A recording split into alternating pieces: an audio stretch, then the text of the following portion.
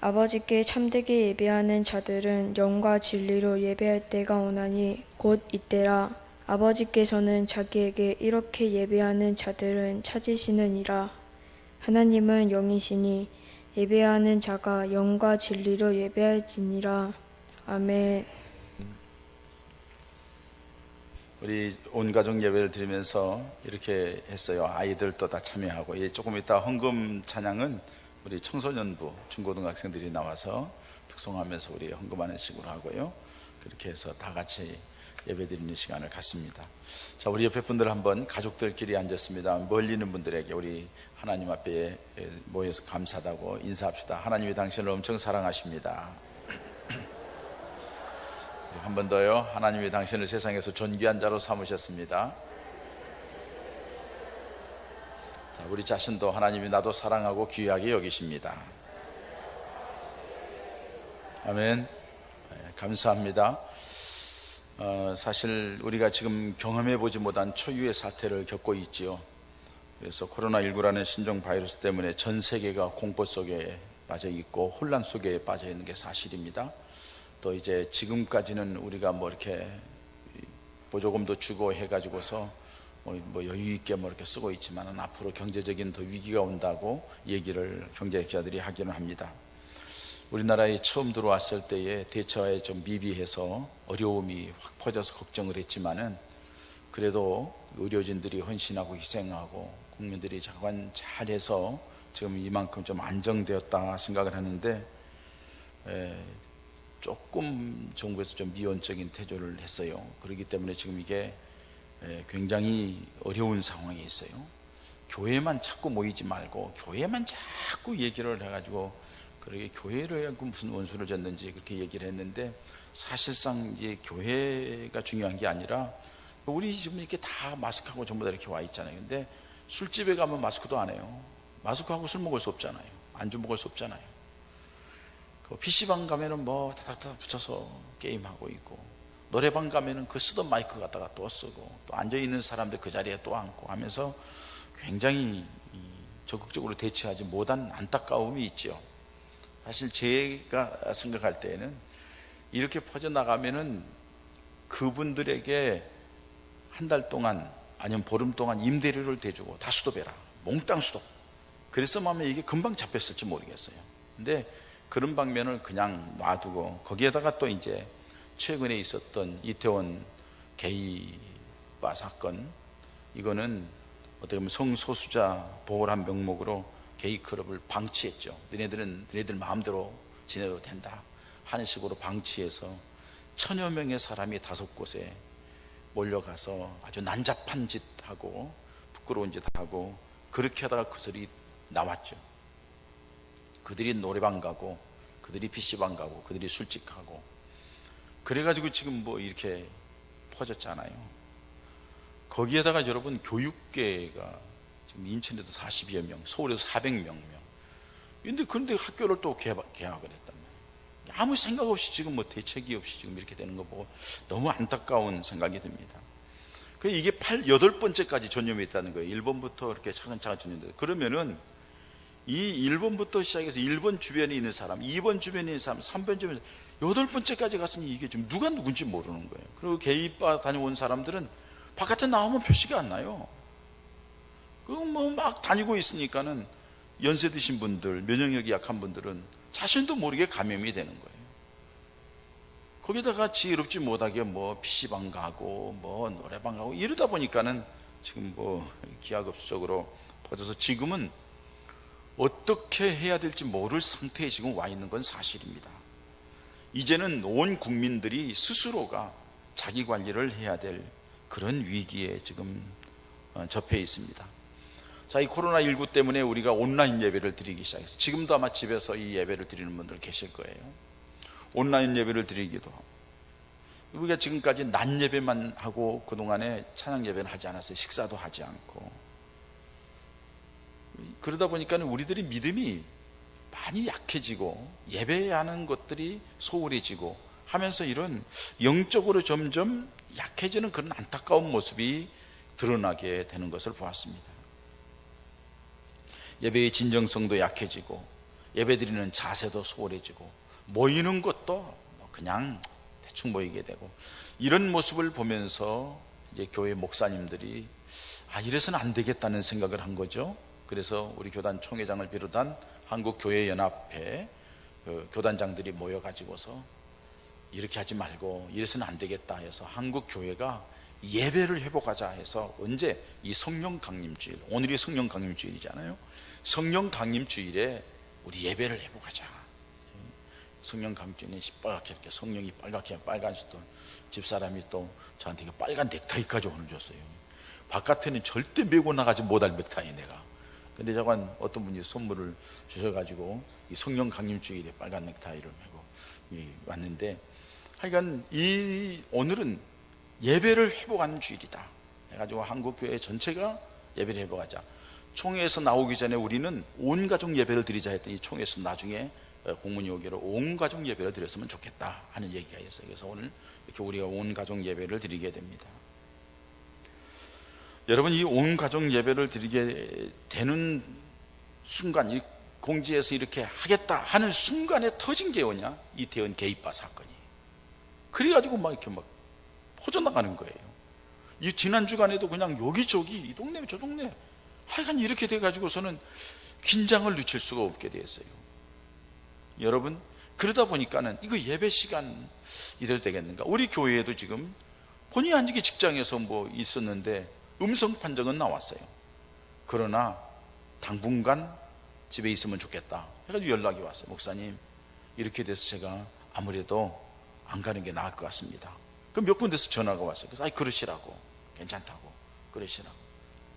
이게 긴장되는 거예요. 과연 이 학생들아, 왜 PC방 가니 지금? 청년들아, 지금 PC방 가서 뭐 하겠다는 거냐?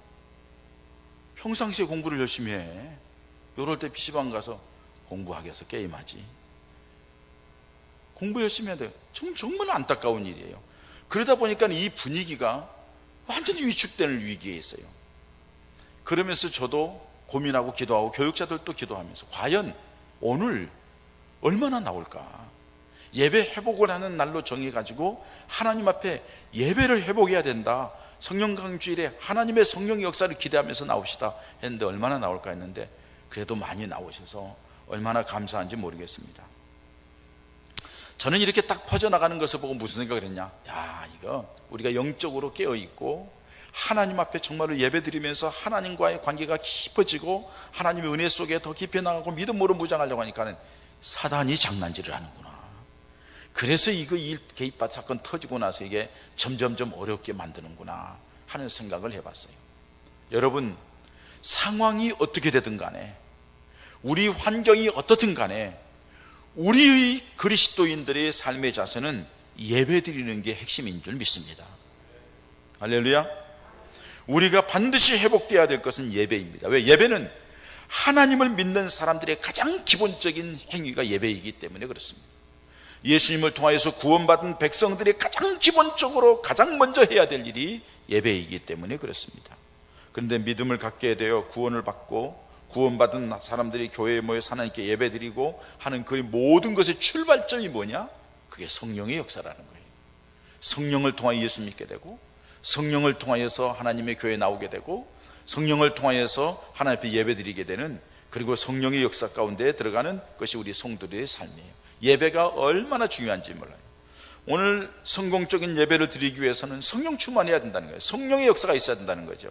오늘 본문 말씀 우리 남영학 어린이가 잘 읽어줬어요. 읽은 말씀 가운데 그렇게 얘기하잖아요. 아버지께 참되게 예배한 자들은 영과 진리로 예배할 때가 오느니 곧 이때라. 아버지께서는 자기에게 이렇게 예배한 자들을 찾으시니라. 이렇게 얘기했어요. 여러분, 이 말씀 무슨 말씀이냐면 요한복음 4장에 보면 남편 5둔 여자가 나옵니다. 그 여자에 대해서 속속들이 알고 계시는 예수님을 통하여서 여자가 깜짝 놀랐죠. 그 당신은 선지자입니다. 그러면서 뭐라고 그래요? 우리 조상들은 이산에서 예배드리라고 했는데 유대인들은 뭐 그렇지 않은데 우리가 어디에서 예배드리는 게 좋겠습니까? 유대인들이 예루살렘에서 드리라는데 어디에서 예배드리면 좋겠습니까? 그러니까 하나님께서 예배한 자들은 이렇게 예배한 자를 찾으신다 하고서 말씀하신 게 24절에 하나님은 영이시니 예배하는 자가 영과 진리로 예배할지니라, 이렇게 말씀을 하셔요. 여러분, 영과 진리로 예배한다는 것은 뭐예요? 하나님이 영이시기 때문에 영으로 예배하라는 거예요. 영적으로 하나님과의 교제를 갖는 시간을 가지는 게 그게 진짜 예배라 이 말이에요. 여러분, 이 시간에 참석해서 함께 예배 드리는 것 감사해요. 몸은 와 있지만은 영은 다른 데 있어요. 몸은 와 있지만은 마음은 엉뚱한 데가 있어요. 아니, 이 시간에 몸도 영혼도 마음도 다 엉뚱한 데 가 있는 사람도 있을 거예요. 이게 우리들의 모습이, 하나님께서 그 예배는 받으시지 않는다는 거죠. 우리 하나님은 영이시니까 예배하는 자들은 영적으로, 영적인 깊이를 가지고 영적으로 하나님 앞에 예배하는 자가 돼야 된다. 근데 그 영적으로 하나님 앞에 예배 드릴 수 있게끔 우리 영혼을 깨우는 게 뭐냐? 성령의 역사라 이 말이에요. 성령의 이끌림 받는 예배가 되지 않으면 안 된다는 거예요. 그래서 여러분들이 이 시간에도 예배할 때 앞으로도 그렇고 성령에 이끌려서 내가 신령과 진정으로 하나님께 예배드리는 자가 되기를 원합니다 하는 자세가 돼야 될 줄 믿습니다. 뿐만 아니라 진리로 예배하라는 거예요. 여러분, 진리로 예배한다는 건 진리는 하나님의 말씀을 따라 예배를 드리라는 거죠. 하나님의 말씀을 따라 예배드리지 못했던 사람 누구이죠? 사도행전, 창세기 3장에 나오는 최초의 사람이죠. 가인의 제사잖아요. 아벨은 하나님의 말씀에 따라서, 하나님의 뜻에 따라서 제사를 드렸지만은 가인은 자기 생각대로 자기가 좋아하는 대로 예배를 드린 거예요. 하나님의 제사를 드린 거예요. 하나님이 가인의 제사를 받지 않아요. 하나님의 뜻, 하나님과의 관계, 하나님을 생각하면서 드리는 것, 하나님의 말씀에 따라 드리는 것, 그게 중요하다는 거예요. 진리는 예수 그리스도예요. 예수님 중심으로 예수님이 받으실 만한 예배를 드리는 것, 그런 예배를 드려야 된다는 사실입니다. 지금 유튜브로 예배 드리는 분들 잘 들으십시오. 예배를 드린 자리에 있으니 고맙습니다. 그러나 우리들이 드리는 예배가 뭐 예배 드리다가 이것도 하고 저것도 하고 뭐 이런 예배는 예배가 아니에요. 온전히 하나님 앞에 우리의 영혼을, 하나님을 향하고 성령께서 우리 하나님의 은혜를 소망하고 하나님께 영광 돌리는 예배를 자는 모습으로 우리가 예배 드려야 한다는 거예요. 하나님의 말씀에 주님께서 원하신 대로 예배를 드리는 것이 중요하다는 거예요. 그렇게 예배 드릴 때에 하나님께서 기뻐하시는 예배자가 되고 하나님의 역사를 가져오는 예배가 될 줄 믿습니다. 우리 교회도 그런 자세로 예배하면은 이 자리에 하나님의 놀라 함께 하시는 증거들이 보여지게 될 줄 믿습니다. 근데 그렇게 영적으로 깨어있고 이렇게 하나님 앞에 말씀 중심으로 예배 드리는 것이, 그 중심이 뭐냐? 그게 바로 믿음이라는 거예요. 확실한 믿음을 가진 거예요. 그 믿음으로 하나님 앞에 예배 드리는 거예요. 예수님이 나를 위하여 십자가에 죽으시고 삶 만에 부활하신 주님이 나를 위하여 이 땅에 오셔서 고난당하신 그 놀라운 사실에 대한 감사와 감격 속에서 하나님을 향하는 것, 이게 바로 영으로 예배를 드리는 거죠. 이게 바로 우리들이 가장 기본적인 믿음이죠. 그 믿음이 있는 사람이 이 자리에 모여서 하나님 앞에 예배하는 거예요. 근데 그 믿음은 뭐예요? 그 믿음은 성령께서 주시는 거라는 거예요. 요한복음 14장 26절이라든지 요한복음 15장 26절 말씀에 보면은 예수님께서 내가 떠나는 것이 유익이라 또 다른 보혜사가 너희에게 올 것이다. 그 보혜사가 오면은 그 보혜사가 나에 대해서 너희에게 알게 하실 거다. 그리고 또 내가 너에게 가르치고 이렇게 했던 것에 대해서 내가 생각나게 하고 그것을 지키게 할 것이다. 이렇게 말씀해요. 다른 말로 표현하면 뭐예요? 성령이, 보혜사가 오시면 예수님을 확실히 알게 하고 예수님을 확실히 믿게 하는 자리로 이끌어갈 것이다 하는 말씀이거든요. 그러니까 성령이 임해야만이 우리 믿음 생활이 확실해진다는 것을 말씀해주고 있어요. 고린도전서 12장 3절에도 하나님의 영으로 말하는 자는 누구든지 예수를 저주할 자라 하지 아니하고 또 성령으로 아니하고는 누구든지 예수를 주시라 할 수 없느니라. 성령이 아니면 예수님을 주라 할 수 없어요. 그러니까 여러분들이 예수님을 주라고 믿는 순간, 그 믿음을 갖는 순간에 내가 가진 것이 아니라 성령께서 내 안에 그 믿음을 주셨다는 거예요. 근데 이 믿음 가지고는 안 된다는 거죠. 성령께서 내 안에 이 믿음을 주셨으면 이 믿음이 능력 있는 믿음을 나타내기 위해서 성령 충만, 이 믿음이 확실한 믿음이 되기 위해서 성령 충만해야 한다는 것을 말씀해 주고 있어요. 여러분 보세요. 예를 들어 볼게요. 예수님의 제자들을 불러서 3년 동안 같이 다녔어요. 우리들보다 훨씬 낫습니다. 무슨 얘기냐면은 예수님과 함께 있던 3년 동안의 제자들은 예수님의 말씀을 잘 들었어요. 주옥과 같은 말씀을 다 들었어요. 하늘나라의 비밀, 하나님의 말씀, 천국에 대해서 다 들었어요. 거기에다가 또요, 깜짝 놀랄 일, 그들이 가는 곳곳마다 기적이 나타났어요. 오병이의 기적을 많은 사람한테 보여줬죠. 놀랬잖아요.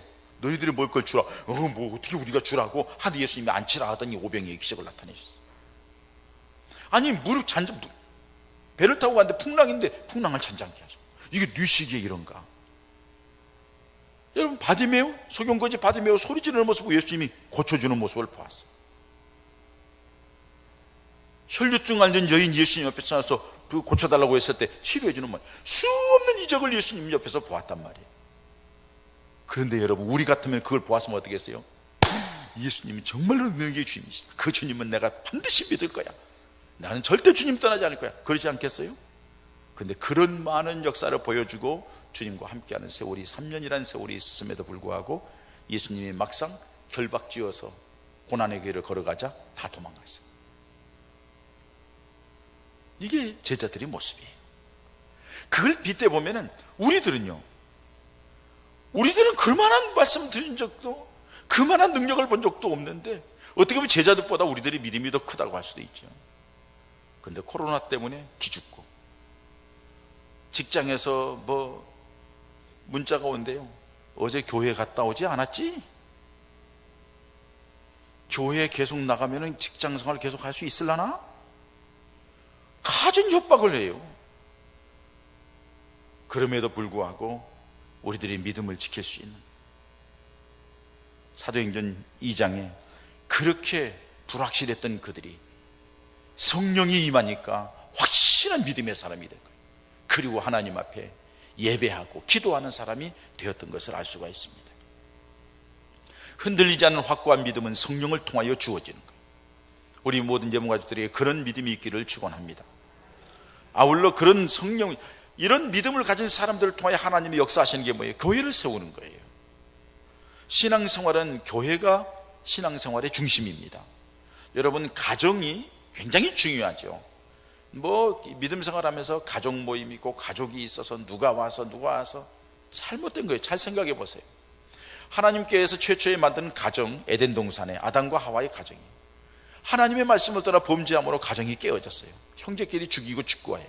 그리고 갈등이 시작되고 고통이 시작됐어요. 예수님이 오시어서 첫 번째 이적을 가나의 혼잔치에서 행하셨어요. 가정에 위기가 생기니까 그 가정을 축복되게 아름답게 세우기 위하여 예수님이 거기에서 물로 포도주를 만드는 기적을 나타냈어요. 이 말씀은 예수님을 통하여서 가정이 회복되는 것은 예수님을 통하여서 가정이 회복된다는 거예요. 다시 말해서 하나님의 교회에서 우리들이 영적으로 무장하고 하나님의 은혜를 받고, 이 시간에 여러분들이 이 교회에 올 때마다 은혜를 받아서 여러분들의 가정을 행복하게 만드는 사명이 우리에게 있다는 거예요. 가정을 그냥 행복하게 만들려고 해서 만들어지는 것이 아니라 우리 주님께서 개입하시고 주님의 은혜가 임하고 주님께서 함께 하시는 증거가 나타나고 그 믿음 가운데 가정이 아름답게 세워진다는 거예요. 근데 그 믿음을 확실하게 하고 은혜 받게 하는 데가 어디냐? 교회라는 곳이에요. 우리 교회를 처음 저희 사택에서부터 시작했습니다. 사택에서부터 시작한 1600만 원 전세의 사택 마루에서부터 시작하고 1000에 10만 원짜리 지하 월세부터 시작해서 상가 2층을 사고, 그리고 지금까지 30년 동안 달려오는 과정 속에 전적인 하나님의 인도, 하나님의 역사입니다. 제가 능력이 있어서가 아니라 하나님이 저를 도구로 삼으신 거예요. 우리 교회에 뭐 재력가가 있는 것도 아니에요. 우리 교회에 뭐 굉장히 능력이 있고 뭐 그런 분이 있는 것도 아니에요. 다 어렵고 힘든데도 30년 동안 이끌어 주신 것은 하나님의 역사가 있기 때문에 온 줄 믿습니다. 누구도 부인할 수 없는 사실이에요. 그저 감사할 뿐이에요. 하나님이 뭘 통해 역사하실까요? 믿음 때문에, 신앙 고백의 그 믿음 때문에, 그 믿음이 있는 사람들을 통하여 교회를 세운 거예요. 예수님께서 마태복음 16장에 가이사랴 빌립보 지방에서 베드로의 제자들에게 묻습니다. 사람들이 나를 누구라 하더냐? 너는 나를 따르는 너희는 나를 누구라 하더냐? 시몬 베드로가 나와서 얘기합니다. 주는 그리스도시요 살아계신 하나님의 아들이십니다. 예수님이 뭐라고 말씀하시나요? 바요나 시몬아, 내가 복이 있도다. 이를 내게 알게 하려는 혈육이 아니라 하늘에 계신 내 아버지가 이를 알게 했다. 이렇게 말씀해요. 다시 말해서 성령께서 그 믿음을 주었다는 거예요. 성령께서 그것을 믿음을 예수님을 알게 하고 깨닫게 해서 그 믿음을 주었다는 거예요. 그런데 그 다음 말씀이 중요하죠. 내가 이 반석 위에 내 교회를 세우리라. 그리고 음부의 권세가 이기지 못하게 하겠다. 여기서 풀면 하늘에서도 풀리고 여기서 매면 하늘에서도 매게 하겠다. 교회를 통한 하나님의 축복을 약속하셨어요. 그 구체적인 내용이 사도행전 2장에 성령이 충만하게 그들에게 임했고 성령 충만하게 임한 그때에 예루살렘 교회가 탄생하는 거예요. 그리고 그 예루살렘 교회를 통해서 뻗어나가서 요한계시록에 나오는 초대교회 7교회가 생기기도 하고 그 중에서 핵심적인 이방인 교회가 사도행전에 나오는 13장에 나오는 안디옥 교회라고 하는 교회죠. 그러면서 교회가 세워요. 성령의 역사 가운데 믿음이 든든한 사람들을 통해 교회가 세워져. 우리 교회도 지금까지 온 과정 속에는 성령의 사람, 믿음의 사람, 이런 믿음의 사람들 때문에 우리 교회가 지금까지 세워져 온 줄 믿습니다. 앞으로 이제 30년 이후에 우리 교회가 세워져 가는데 아름다운 교회, 든든한 교회, 하나님이 기뻐하는 교회는 바로 성령 충만한 사람, 그래서 믿음이 충만한 사람, 이런 사람들을 통하여 교회가 세워지게 될 줄 믿습니다. 그런 여러분들 되시기를 축원합니다. 그래서 여러분들이 주인공이라는 거예요.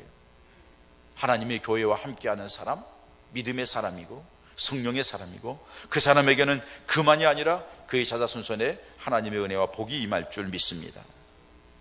뿐만 아니라 여러분, 이렇게 성령으로 충만해야만이 사명도 제대로 감당할 수가 있는 거예요.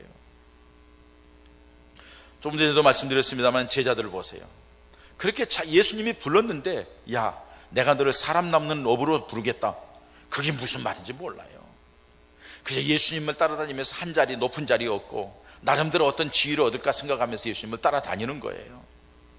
그러니까는 그 지위를 가려고 했는데 예수님이 딱 결박지어 가니까는 아이고 그 지위를 다 날라갔네 하고 도망가는 거죠. 자기의 사명이 무엇인지도 몰라요. 어떻게 감당할지도 몰라요. 그런데 그들이 성령 충만함 받은 뒤에 믿음도 확실해졌지만은 자기의 사명이 무엇인가를 아는 거예요. 그리고 그 사명을 감당하기 위하여서 뛰어나가는 거예요. 고난을 감수하고 역경을 감수하고 뛰어나가는 거예요.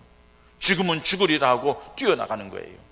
예수님을 십자가에 못 박은 그 자리에 세워놓고 너 다시 이 복음을 전하면은 너 앞으로 죽을 줄 알아 하고 얘기했더니 우리가 하나님의 말씀을 듣는 게 나은지 너희 말을 듣는 게 나은지 너희가 판단하라. 우리는 보고 들은 것 외에는 보고 들은 것 이것을 전하지 않을 수가 없다 하고 당당하게 얘기하고 나가는 거예요. 자기 사명이 뭔가를 아는 거예요. 매를 때려서 다시는 이 복음을 전하라고 얘기하고 쫓아냅니다. 그랬을 때에 매를 맞고 나오면서 그리스도의 이름으로 핍박받는 것을 당연한 것으로 여기면서 당당하게 나아가는 모습을 볼 수가 있습니다. 왜? 자기들이 사명이 뭔가를 알아요. 제가 신대원 들어갈 때에 가난해서 돈이 없을 때 기도원 갔다고 했잖아요. 금식 기도하고 있을 때 알지 못하는 할머니 한 분이 와서 저에게 공납금을 드는 걸 여러분들에게 여러 번 말씀드렸어요. 원흥각 권사님이. 그 옛날에는 여러분 예수 초창기에 믿을 때는요, 여자가 더군다나 교회 다니면은요, 더군다나 시집간 여자가 교회 가면 시부모님한테 아주 반 죽었습니다. 광에 갇히기도 하고 밥도 안 주고요, 머리채를 끌려다니면서 두들겨 맞기도 하고요. 이 연예는 이 권사님은 예수님을 몰랐으니까 너무 시집살이가 힘들어서 물속에 들어가 죽으려고, 저수지에 빠져 죽으려고 물속에 들어간 거예요. 그런데 뒤에서 누구가 끌어당기고 부르더라는 거죠. 자신도 모르게 끌려나가면서 갔는데 가다 보니까 부흥회하는 곳이에요. 교회 부흥회하는 곳에 뒤에 가서 앉아있다가 거기에서 성령을 받은 거예요. 그리고 떼굴떼굴 굴르기 시작했는데 그 저녁 시간에 밤 시간에 부흥에 참석했는데 떼굴떼굴 굴르고 회개하고 날좀 일어나 보니까 아침이에요. 아침에 가서 예배를 어떻게 살아왔는가 하고서 있는데 이제 그때부터 믿음 생활을 한다고 얼마나 힘들고 어렵고 얻어맞고 머리채를 얼마나 휘어잡고 했든지 보여주더라고요. 저한테 예수 믿으면 다 핍박이 있는 거야, 그래도 예수 믿어야 돼 하고 머리를 이렇게 쓱 보여주는데 머리카락이 안에 하나도 없어요. 하도 쥐어잡혀가지고. 그러나 자기의 믿음이 확실하고 맡겨진 사명이 확실하니까 그 길을 가는 거예요. 근데 요새는요, 뭐 누가 뭘 말 한마디 하고, 뭐 코로나가 있고, 뭐 위험하다고 하고, 뭐 가면 안 된다고 하고, 직장에 떠날까봐 다 그만둬요. 이런 믿음 가지고서 어떻게 앞으로 세상을 이깁니까? 이런 믿음 가지고 앞으로 어떻게 하나님 앞에 당당히 설 수 있습니까? 우리 함께 우리의 믿음을 다시 점검하면서 이 성령 강림 주일에 성령으로 충만하여 흔들리지 않은 믿음, 확실한 믿음, 그리고 사명을 감당하고 하나님의 교회를 세워가고 예배의 성공자가 되는 하나님의 사람들 되시기를 축원합니다. 성령 충만해야지 당당한 믿음의 사람이 되는 거예요. 쭈삣쭈삣 귀에 보고 눈치 보고 뜨뜻미지근하고 왔다 갔다 하지만은 확신이 없고, 그게 아니라 성령으로 충만하게 되면 주님의 사랑을 확실히 알고, 주님의 십자가의 구속의 은혜가 너무나도 분명하고, 하나님이 나를 얼마나 사랑한 걸 알고, 내 인생의 주인은 하나님이시고 하나님이 나를 붙들고 간다는 확신이 있기 때문에 가슴이 뜨겁습니다. 감사하는 마음이 있습니다. 내가 주님 영광을 위해 내가 뭘 어떻게 할까 뜨겁게 예배하고 찬송하고 기도하고. 성령 충만하면은요, 교회 가고 싶어서 못 견디는 거예요. 찬송하고 싶고 기도하고 싶고 주님이 기뻐하는 일이 무엇일까 그걸 하고 싶어서 못 견디는 게, 이게 성령 충만한 사람들의 모습이에요. 이 사람은 부정적이지 않아요. 긍정적이에요. 적극적이에요. 여호수아와 갈렙 같아요. 안 된다고 하지 말라. 하나님이 하면 된다. 하나님이 지금까지 함께 하셨잖아. 하나님 우리 만나줬잖아. 하나님이 내 인생을 바꿔놨잖아. 그러니 하나님 앞에 열심히 나아가자 하고 뜨겁게 핍박, 고난, 환난, 역경 두렵지 않아요. 왜? 하나님이 함께 하시기 때문에. 왜? 내게는 보장된 천국이 있기 때문에 그렇습니다. 그런 믿음의 성도들 되시기를 축원합니다. 점점 마지막 때가 되면서 우리들이 믿음 지키기가 어려울 때가 돼요. 그래서 예수님께서 말씀하시잖아요. 내가 마지막 때에 믿음 있는 자를 보겠느냐. 여러분, 내가 마지막 때에 믿음 있는 자를 보겠느냐 하는데 내 믿음이 어떻느냐? 마지막 때에 나와 만날 수 있겠어? 마지막 때까지 내가 너와 함께 하려고 하는데 너 마음 변하지 말어? 하고 주님이 말씀하시는 그 음성을 듣기를 바랍니다. 이 성령 충만하기 위해서 우리가 가져야 될 자세는 두 가지가 있어요. 사모하는 마음으로 기도해야 돼요. 사도행전 1장에 예수님이 유언과 같은 말씀을 듣고 승천하신 뒤에 제자들 120명이 모여서 열심히 기도하다가 성령이 임했던 것처럼 사모하는 마음으로, 뭔가 모르지만은 아버지께서 주시겠다고 약속하신 예루살렘 떠나지 말고 그거 기다리라고 하니까 그거 기다리면서 기도하다가 성령의 충만한 역사를 체험하게 된 거예요. 그리고서 또 그들이 얘기합니다. 사도행전 2장 38절에 베드로가 이르되 너희가 회개하여 각각 예수 그리스도의 이름으로 세례를 받고 죄사함을 받으라. 그리하면 성령의 선물을 받을 것이다. 회개하고 예수 이름으로 세례를 받으면 회개하라는 거예요. 회개. 성령은 거룩한 영이에요. 그렇기 때문에 우리가 회개하여서 거룩한 사람이 되기를 힘쓰면 성령의 역사가 우리에게 임하게 될 줄 믿습니다. 체험하지 못한 사람은 성령의 역사가 뭔지를 몰라요. 무슨 얘기 하나. 예수님 당시에도 보혜사가 오시면은 나에 대해서 가르칠 것이다. 그리고 내가 말한 걸 생각나게 하고 그걸 지키게 할 것이다. 뭐 얘기하는데 제자들은 뭔지를 몰라요. 막상 그들이 바꿔보니까 이거구나. 우리 예본 가족들도 사모하는 마음으로 주님 바라보며 성령으로 충만하여 흔들리지 않는 믿음, 뜨거운 믿음, 열정 어린 믿음, 그리고 주님이 기뻐하신 그 내게 맡긴 사명을 잘 감당하는 믿음, 하나님의 교회를 든든하게 세우는 믿음, 이 교회에서 예배 드릴 때마다 하나님이 함께하는 증거를 체험하는 놀라운 역사가 있어지고 세상에 나아가서 당당하게 믿음으로 승리하는 우리 예본 가족들 되시기를 주님의 이름으로 축원합니다. 축원합니다. 이 시간에 함께 우리 기도하십시다. 하나님, 내가 그런 믿음의 사람 되기를 원합니다. 내가 예배의 성공자가 되기를 원하고 하나님을 기쁘시게 하는 믿음의 사람, 하나님이 맡긴 이 사명을 능히 감당하는 믿음의 사람, 영적으로 깨어 있어서 하나님의 영광의 도구가 되는 믿음의 사람, 성령의 사람이 되기를 원합니다. 하나님, 내게도 성령의 은혜를 베풀어 달라고 이 시간에 함께 기도하십시다. 할렐루야. 하나님 아버지, 예수 믿는다고 믿음의 자리에 와 있지만 우리가 하나님을 향하여 뜨뜻미지근하지 않았습니다. 성령에 대하여서 듣지도 못했다고 얘기하는 사도행전에 나오는 무리들과 같은 그런 무리 아닙니까? 이제 하나님 앞에 정말 열정을 믿음, 승리하는 믿음, 예배 시간마다 감격이 있고 은혜가 넘치고 하나님의 역사를 보는 믿음의 사람 되기 위하여 성령 사랑의 하나님 아버지, 감사합니다. 오늘 한국교회 예배 회복의 날 성령 강림주일을 맞이하여 온 가족 예배를 드린다고 하여 우리 교우들이 다 가족들과 함께 와서 예배드리게 하시니 감사함을 드립니다.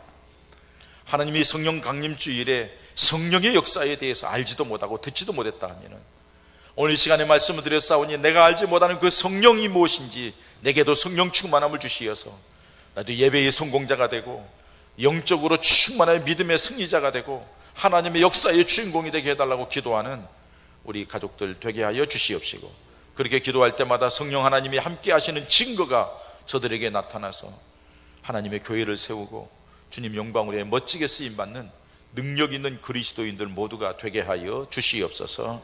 예수님의 이름으로 기도하옵나이다. 아멘.